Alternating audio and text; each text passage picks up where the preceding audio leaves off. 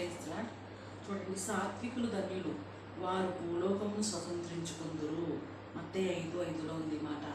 ఎవరు ధన్యులు? సాత్వికులు ధన్యులు. సాత్వికులు అంటే ఎవరు? మనలో సాత్వికులు ఉన్నారా?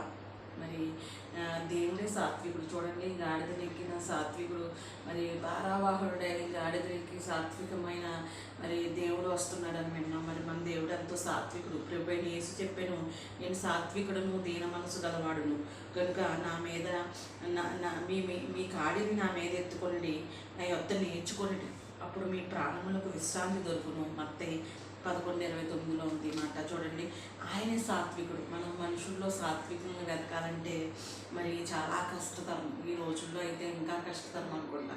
మరి అలాంటి సాత్వికుడైన దేవుణ్ణి మనం మన మనసుల్లో ఉంచుకొని ఆయన మన కాడిని ఆయన మీదేసి మనం ఉన్నట్లయితే ఆయన నా ప్రాణాలను విశ్రాంతి కలుగజేస్తాం.